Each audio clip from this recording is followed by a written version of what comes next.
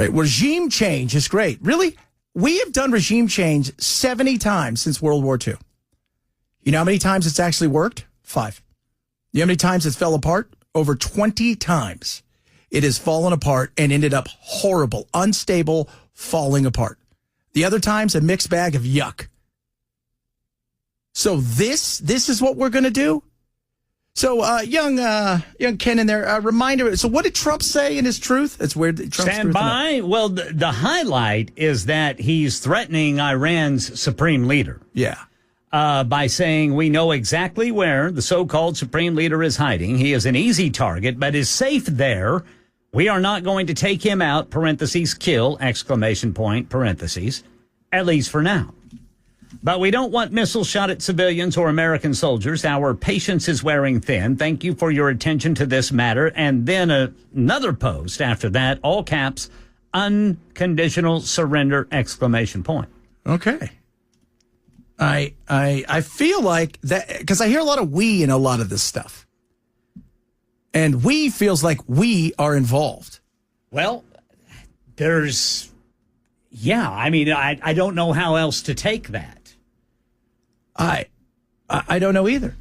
And this, and for all the people out there who, again, Kurt and I were just talking about over 55, you seem to be pretty war excited. Under 55, not so much, because, your kids are grown and they're not going to war. Maybe your grandkids are. That might change your mind. But this thought that magically, let's just say we kill the Ayatollah. What does that do for us? Is it magical that some sort of gummy bear dressed like Santa Claus comes out and runs the nation? And is like, hey, guys, it's me, Gummy McGummerson here for Iran. Why don't you guys come on over? We'll all be friends. Do you think that's going to happen? I'm trying to figure it out. I mean, I've heard everything from even, are you ready for this? The Shah's son, the last son. Oh, yeah. Because that worked out well. I mean, I'm curious about what you think the outcome is going to be when you go in regime change. How many times it's worked out well? Anybody got anything solid? So wait, 20 years you guys are? Yeah, 20 years. We came in here because the Taliban was letting everybody do all their stuff, and we were showing them, and we're like, hey guys, get it like $50 quadrillion. Let's see a whole bunch of people die, and our men and women soldiers fight and everything, and billions of dollars spent on all kinds of stuff, and then and now we're leaving. Who's in charge now? Taliban. We showed them. What's the end game out of this? Because I feel like Trump is trying his hardest, I think, to negotiate. And then every time he says, hey, we're getting close, we're going to negotiate, Bibi's like, I don't want to negotiate. Yeah, I feel like there's two messages going on here. Well, there was the first message last week from the Israeli ambassador to the UN, who defended the attacks that Marco Rubio called unilateral on Iran as a result of intelligence that showed that Iran and its proxies planned an invasion of Israel from multiple fronts. But then it changed to Iran was too close to having an actual nuclear weapon. So it's kind of like it's the moving goalpost. It's like they've got 20 gazillion. I heard somebody yesterday. Well, they've got like 8,000 ballistic missiles. That's equivalent of 2 nuclear bombs. No. You were saying they got nuclear bombs. Their 8,000 doesn't equate to that. There's a lot of countries that have ballistic missiles. So it's this, like you said, they're close to a nuclear weapon. I was telling Belle. So, I mean, you and I are about the same age, all of us. Yeah, 50s. They've been trying for how long to get a nuclear weapon in theory? And they haven't. I mean, could they? There's potential. They get to that level where it is possible for a breakout. Yeah, there is that possibility. And that's why we should have a stronger monitoring. That being said, even and they've broken from, because Tulsi Gabbard earlier this year said they are not anywhere close to getting a nuclear weapon, and they show no signs of wanting to get one. And now Trump's come out and goes, I'm not listening to her. Well, no, because you're listening to Bibi.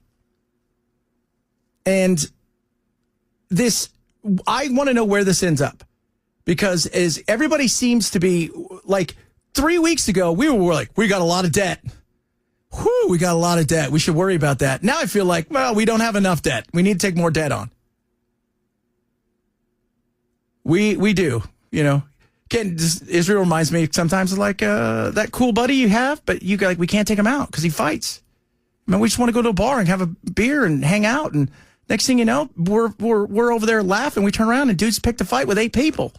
We got to go over there. I had a few of those. Yeah, and then after a while, you're like, I don't want to take him out anymore, man. He's a pain in the ass.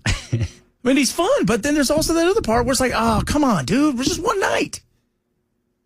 They're not even done with Hamas yet. So, yeah, we should all be a little bit pissed. Because this is not... I saw Tim Dillon, and I've been saying this for... Everybody's like, they say death to America. And what are they going to do to you? You're living in Tennessee, listen to me right now. What are they going to do to you? What is Iran? They've been saying death to America since the late 70s. Yeah. What are they going to do to you? They're not doing anything to you. They can scream all they want. They can say we're the great Satan. A lot of countries say it. But what are they? Is it putting more money in your bank account? Is it getting the debt down for us? Is it helping you find a job with livable wages? Is it making sure your rent and your mortgage is paid? Those things are the things that matter. But I feel like this is a great mistake. And I'm not putting this on Trump unless he allows this to go much further.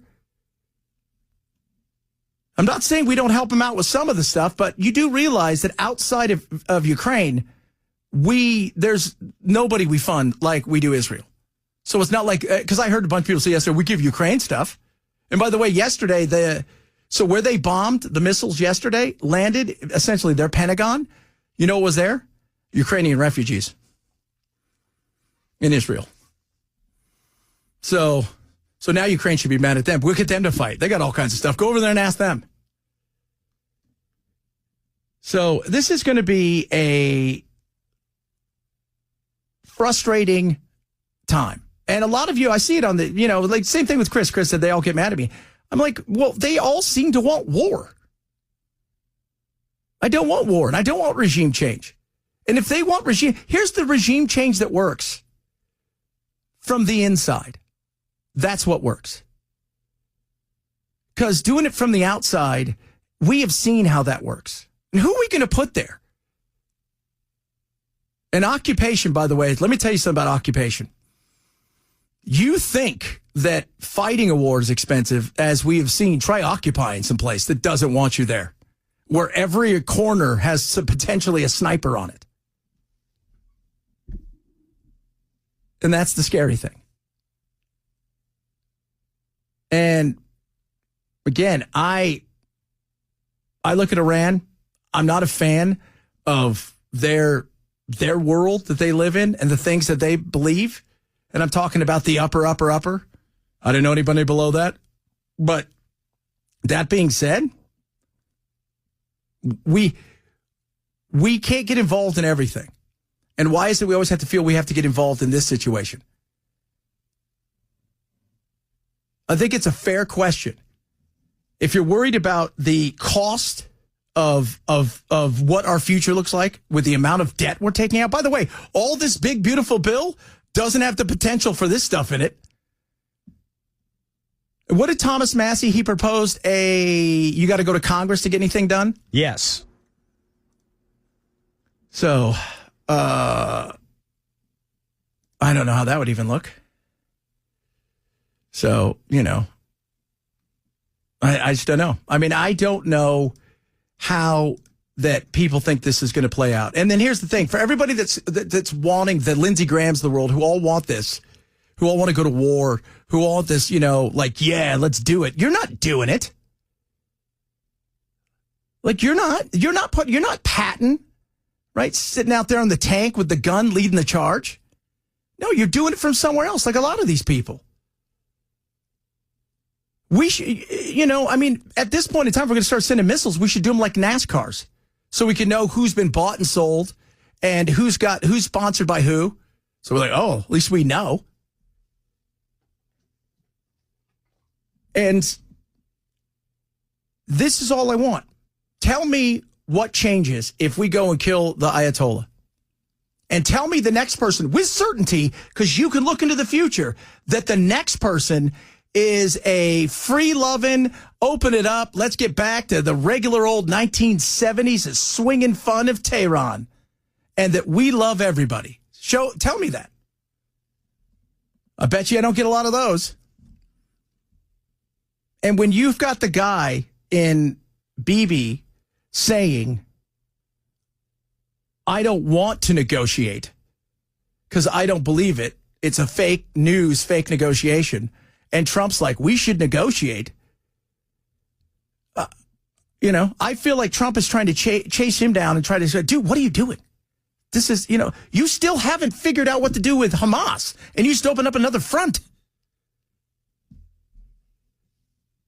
Israel said that it's going to hit very significant targets today in Tehran, which is going to be interesting. It's going to be a wild night. There's no doubt about that. And all this is going on. Last night was arguably the worst night in Kyiv with massive bombs. So Putin's over there going, hey, guys, don't forget about me. Remember when you want to be mad at me? Now you're mad at this guy.